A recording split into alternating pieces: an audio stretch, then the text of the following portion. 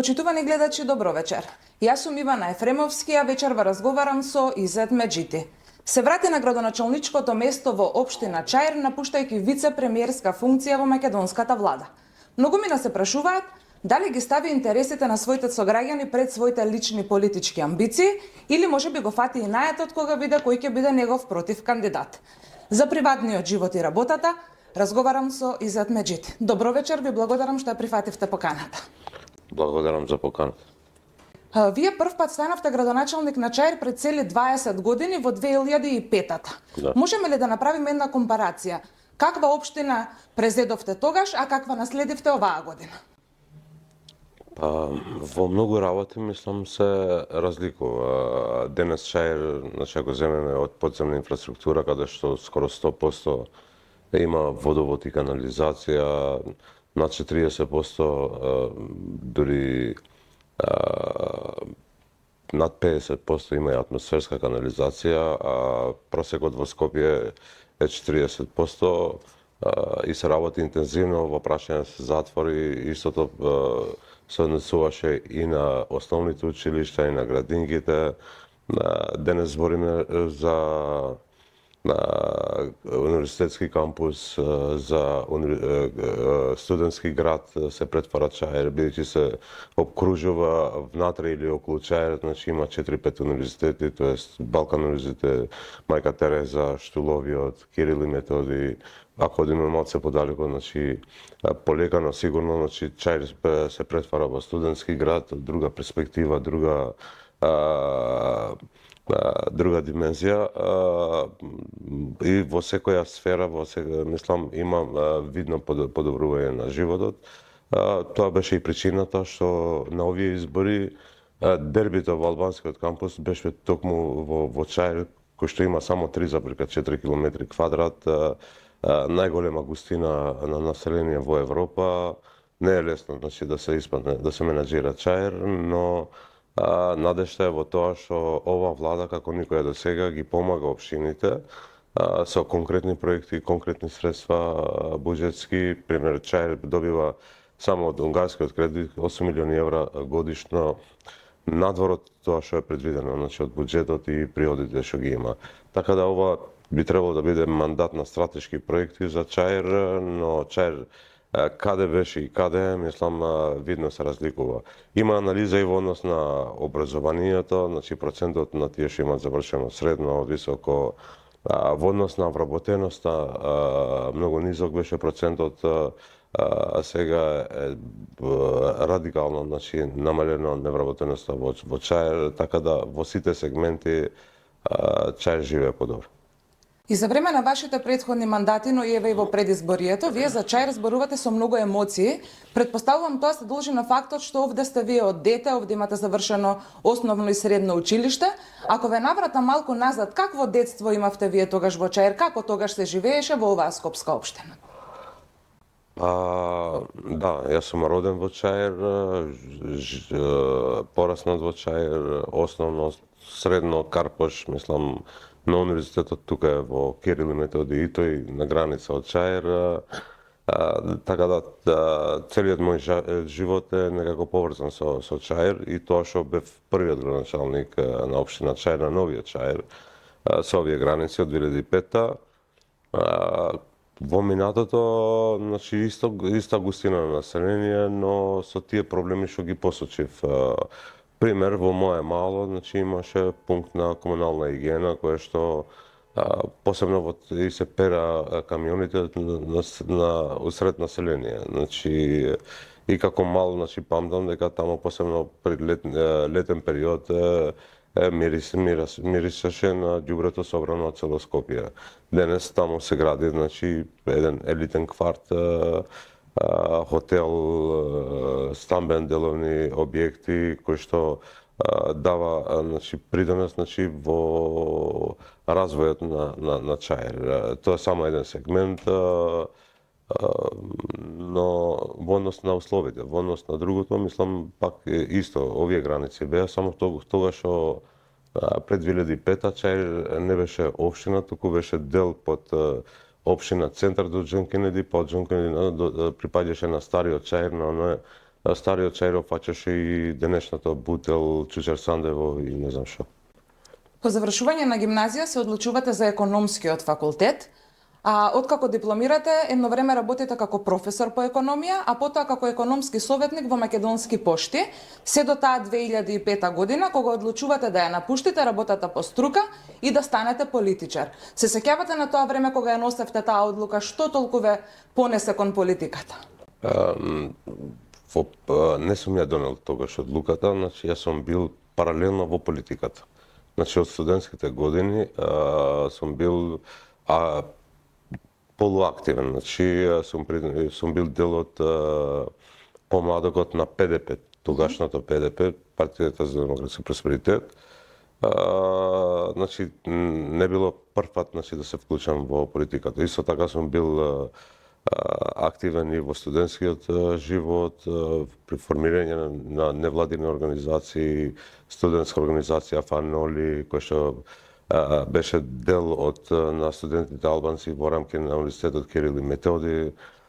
Така да, од студентски години желбата и сум бил вклучен во општествени активности, мислам во такви организации, така да тоа не било одлуката во 2005-та, тоест од 2002 до 2005 јас сум бил председател на помладокот на ДУИ за центар тогаш. Не постоеше Чаир, како што кажав, до Џон Кенеди беше центар, но тоа беше првата јавна функција, кандидат, па после избран градоначалник и после понатака по високи функции во рамки на партијата, парламент, влада, така до сега. Како убаво искуство го памтите периодот кога бевте професор? Да, мислам на тоа краток период, беше година и пол негде. Не траеше многу. Тоа бев професор во средното училиште Арсенија Овков по економски предмети. Јавноста многу малку знае за вашиот приватен живот. Јас сакам да ве прашам, кога немате толку многу работни обврски, како го поминувате слободното време? Дали наоѓате некогаш време да посетите концерт, спортски надпревар? Наоѓам време, како што денеска треба да ја почекам, значи треба да се видам со сопраната Инва Мулја, светска позната пејачка, мислам, која што утре има концерт заради албанското знаме, значи и мислам ќе бидам дел од тоа. За волја на вистината малку време останува, бидејќи ја не сум во принцип само градоначалник, сум еден од лидерите на ВЛЕН, па вице-премиер бев доскоро, тоа министер за животна средина. Сега мислам би требало да имам, се надевам дека ќе имам малце повеќе време, но не сум само градоначалник. Значи не знам да се чувам. Кога влегувам во нешто, влегувам со целиот. Со кого го поминувате слободното време? Кој ви ги полни батериите, така да ве прашам? Па со деца, посебно помалите, бидејќи Рона е веќе матурант, се спрема за студии, дека Арван и Редон се помали, значи во возраст и дружбата со нив ме исполнува. Покажуваат амбиции, можеби да ве наследат да тргнат по вашиот професионален пат? Напротив, мислам од тоа што иако рано е, мислам не се склони кон политиката, повеќе кон други активности и други интереси. Спомнав и во самата најава на многумина што можеби не се занимавате со политика, им беше чудно што оставате вице-премиерска позиција за да се вратите да бидете градоначалник на Чаир. Тоа според вашата кампања беше затоа што ги ставивте интересите на сограѓаните пред личните политички амбиции, но играше ли улога тоа кога дознавте дека вашиот некогашен сопартиец Бујар Османи ќе се трка за оваа општина? Вака, мислам, лични амбиции не може да бидат деградирање, значи, од вице-премиер на градоначалничка функција. Напротив, значи, прво Чаир го сакам, мислам му должам на Чаирот и сите овие години во тешки моменти, во тешки околности, и кога сум бил опозиција, и кога сум се соочил и справил со политички империи, со тоа, Чаир не ме издал, значи ме поддржувал до крај. Така да должам да вратам на Чаир, да вратам со стратешките проекти, како што е Цветан Димов, чаршијата, плоштата од Скандербег, убави градин како Бамби, нови основни училишта, универзитетскиот кампус, во ова мислам сакам да го вратам тоа како долг кон Чаир. А сепак политиката на крај зависи од бројките и многу е, значи, ја не сум навикнат, значи, да се шлепувам како губитник, туку сакам да се соочам и како победник после да се борам. Во друг случај, кога ќе добијам црвен картон од народот, не само тие што ќе се шлепувам по и да бидам по секоја цена дел од некои комбинации. Стратегијата на Дуи беше да по секоја цена Чаир да го добијат, значи битка со мене. И мене, мислам, ја го прифатив тој предизвик, но не со друг кандидат, туку влегов самиот во тоа. Знаеш и однапред дека резултатот од ова за едната страна ќе биде погубно или за едната, значи, тоа отвори нова перспектива.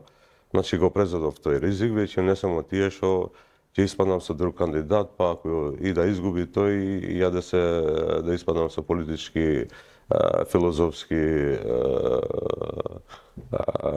да кажам нешто и да продолжам по тоа. Ја испаднав, значи се боревме во Чаир, беше главната битка, беше дербито во албанскиот кампус, победивме во првиот круг. За волја на вистината, напротив кандидатот му укажав дека ако испадне на избори он, дека ја ќе бидам против кандидатот. Бидејќи во друг случај, Дуи немаше со друг кандидат, немаше да биде воопшто, немаше да имаше битка во Чаир во однос со нас или со Влен. Но во моментот кога се одлучи Бујар, можеби од причина сакаше и да го изгори, бидејќи тој е еден од можните кандидати за лидер на Дуи после Ахмети.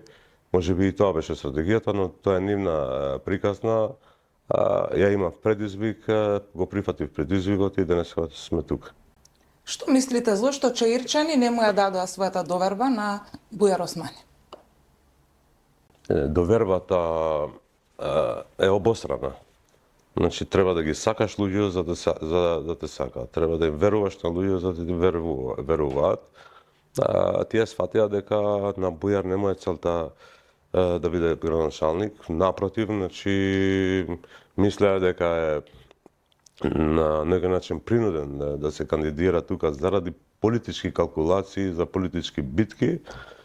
Ја испаднав со конкретна програма, конкретни проекти, со сработеното во минатото, со сработеното во текот на кампањата и во сите овие месеци и со визијата за Чаир за наредните 4 години. Овие беа, мислам, клучни фактори граѓаните да се определат за мене. Тој за волја на вистината јавно ви ја честита победата. Ме интересира дали лично ве контактираше да ви честита и да признае дека го победивте во Чаир. Не, но го поздравувам и тоа што го направи. Значи, прво, најголема победа беше тоа што во целата држава, бидејќи ние сме дел од владата, сме власт и имаме поголема одговорност, првично да има мирни избори, немаше никаков инцидент, немаше ни купување на гласови, ни полнење на кутии. Беа најмирните и најдемократските избори до сега. Значи, добро е што тоа го потврди од другата страна и тоа што честиташе, значи, јавно преку статус, мислам, и тоа е чекор кон демократските процеси и мислам дека тука заедно испаднавме победници, оти сите очекува дека во Чаир ќе се случи нешто, се очекува некои натегања, па може да има инциденти.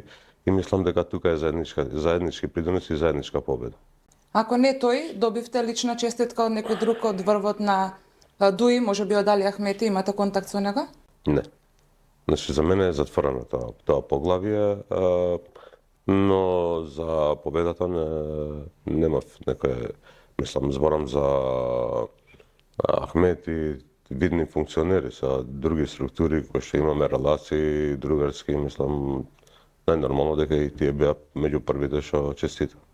Опозицијата знае често да обвинува дека во власта била на климави нозе, дека коалицијата не функционира како што треба. ВМРО ДПМН и Вреди постојано ги демантираат, но сакам и вас лично да ве прашам како функционирате во владата, какви се вашите односи со премиерот и со министрите без разлика од која партија се тие? 2020 владата беше на стаклени носа и опстои до крај. Имаше само 62 пратеника и тоа со мене и Мерита Коджаджига кои што бевме незадоволни цело време.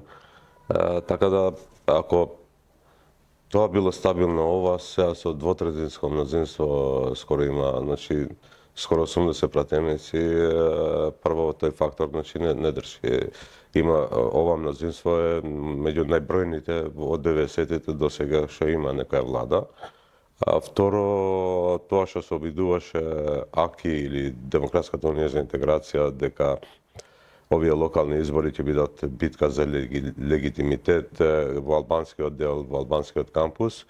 И тука ја изгубија битката, ние тоа го прифативме, но сега веќе не можат да лажат членство дека ќе се вратат за 2 месеци, за 6 месеци, па овие на локалниве, ако победат, ќе предизвикат предвремени, сето тоа, значи, е минато, сето тоа падна целосно, веќе не држи ништо од тоа. Значи, владата влегува во мирни води, што е добро, мислам, ќе имаме време да се посветиме на програмата, на ветувањата, на проектите, а не на вакводневна политика и сплетки секојдневни. Освен во владата, таа соработка ја гледам и во собранието меѓу пратениците. Бидејќи сте економист, сакам да ве прашам сега најактуелната тема е носењето на буџетот. Иако власта има свои објаснувања, опозицијата постојано напаѓа со амандмани, со критики за буџетот. Може ли на ваша оценка како економист каков буџет ќе имаме во 2026 година? Во принцип е развоен буџет, реален, развоен и што дава добра основа за економски развој, значи во идната година.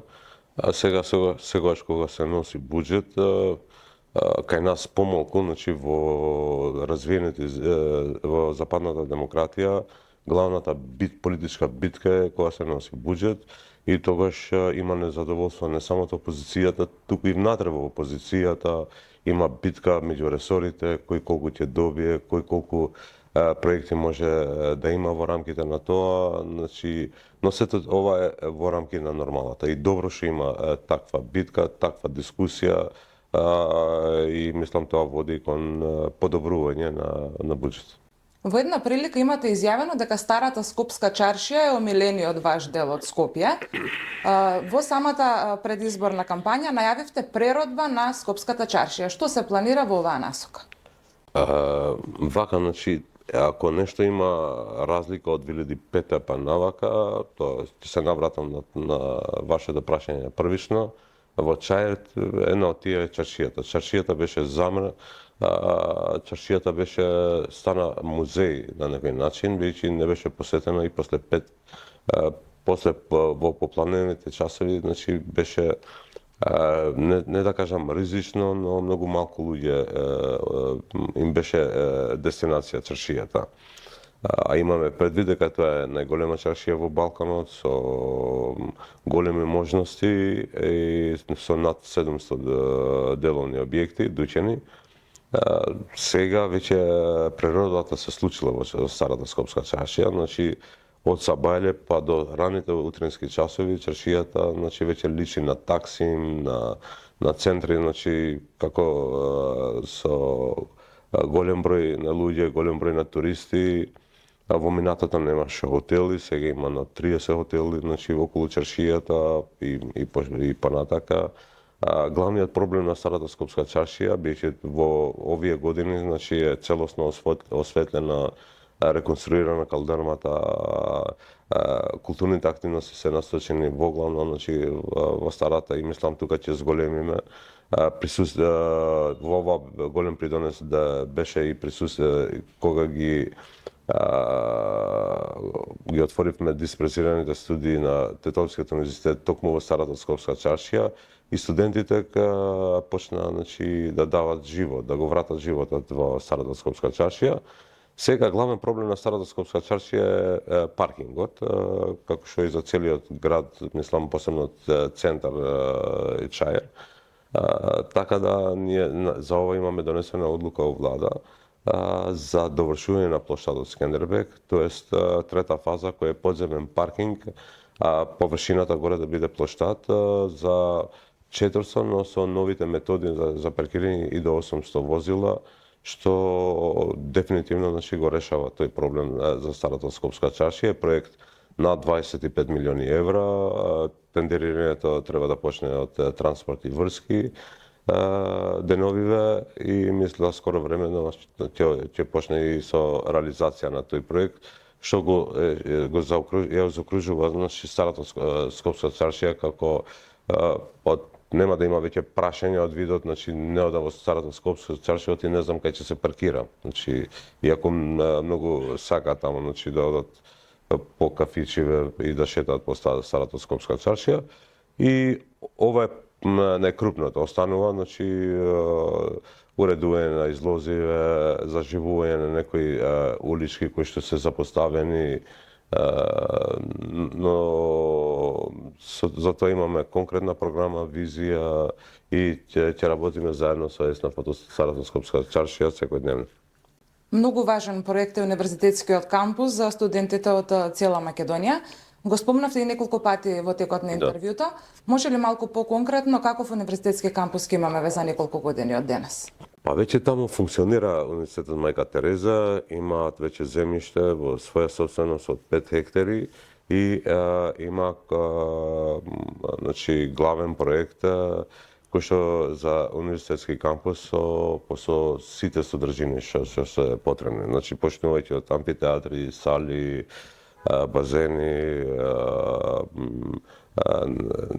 надвор, рекреативниот дел, бијќи таму е многу зеленило има, тој дел од касарната Илинден во минатото и ќе заличи на англиските универзитети, универзитетски кампуси. Универзитетски кампус по сите мерки, по сите најнови стандарди. Самата инвестиција од над 40 милиони евра, мислам, зборува сама по себе. Дефинитивно, како универзитет ќе има кампус најмодерен и, мислам, по сите стандарди и најубав. Во вашата предизборна програма пред овие избори посветивте големо внимание на најмалите жители, дечињата од Чаир. Што се планира со градинки, со училишта на територијата на цела општина? Да, во однос на градинки, градинката Бамби веќе е најголемата во државата и најубавата, најмодерната, која што е веќе во функција и капацитетот тамо беше 40-50 деца, сега е над 300 деца.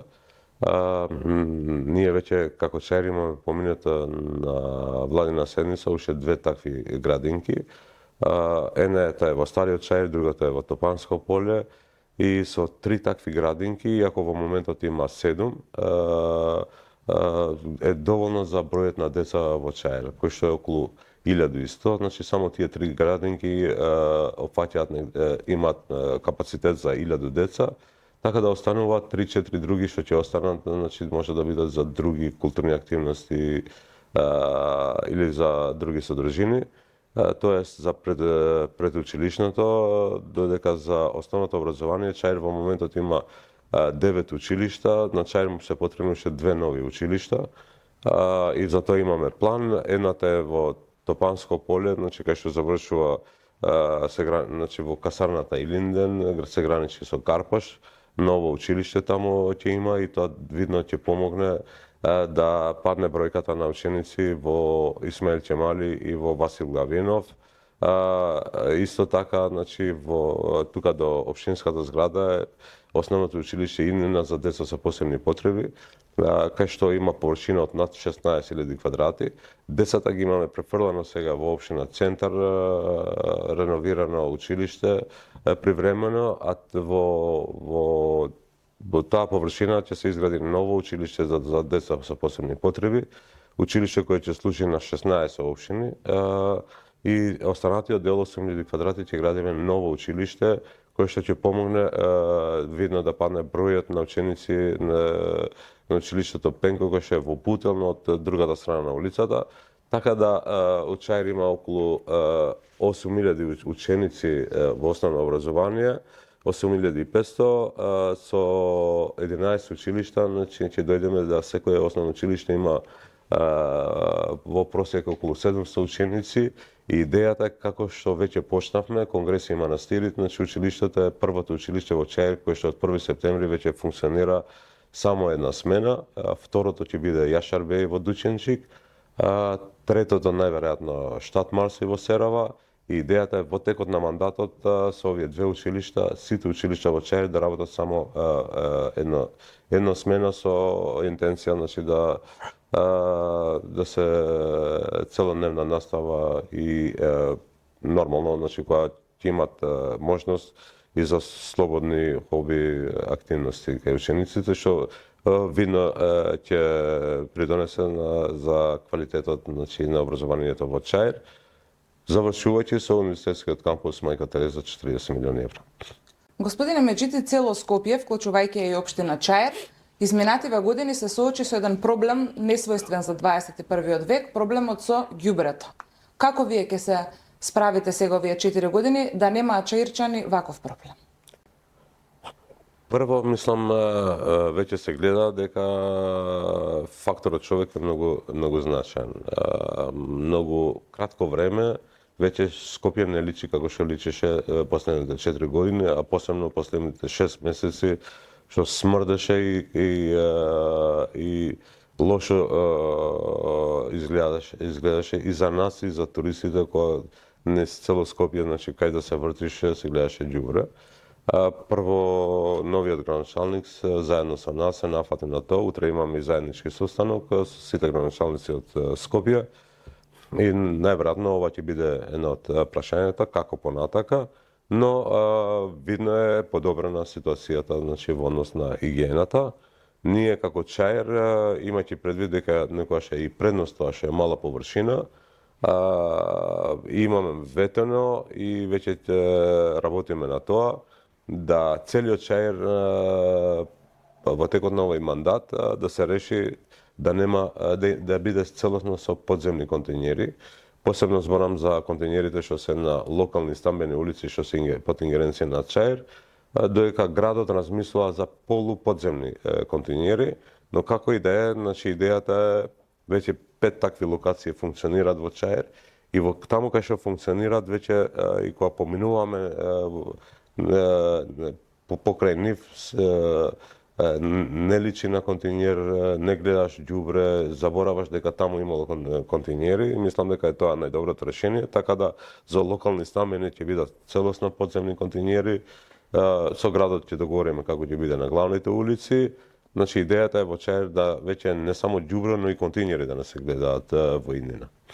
На многу голем интерес од страна на јавноста најде вашата најава дека светски познатиот архитект Бајрам Вардар ќе изработи мастер план за Чаир. Докаде е таа работа, дали ќе стане реалност и што очекувате? Види сега во кампањава некогаш работи се велича тоа. Мислам посебно од мојот противкандидат со архитект од Мексико, светски познат. Светот е многу голем. Не можеме, значи нема такви критериуми што може да мериме дека некои архитекти или кои се тие критериуми. Јас зборам за Бајрам Вардар, кој што е човек со потекло од Скопје. Прво има патриотски побуди, лично е доста реализиран, веќе бил на видни позиции, значи и во кабинетот на Тајип Ердоган, дога бил градоначалник на Истанбул, потоа и на Реджеп Алтепе, значи во Бурса кој што е поголемо од Македонија и еден од најразвиените градови во Турција. Он беше втор човек таму, генерален секретар Бурса, бил архитект на повеќе помали општини низ Бурса и Истанбул, значи има и доаѓа од најдобриот универзитет во Истанбул, значи за архитектура, градежништво, со големо искуство и со цела екипа и познавајќи го Чаир, бидејќи во сите овие 20 години они биле присутни со донации, со помош, со проекти. Значи го познаваше Чаир, знаеше што фали на Чаир, има добри примери, значи од Турција и од светот, бидејќи бил и по Германија и по други држави. За краток период он направи мастер план. Само ќе покажам, значи, тоа што неговата визија и што е не утопија, туку реална. Прво, Цветан Димов, значи, проширувањето и да се поврзе со обиколницава. Џон Кенеди улицата може да испадне на булеварот Никола Карев за многу кратка, мислам, димензија.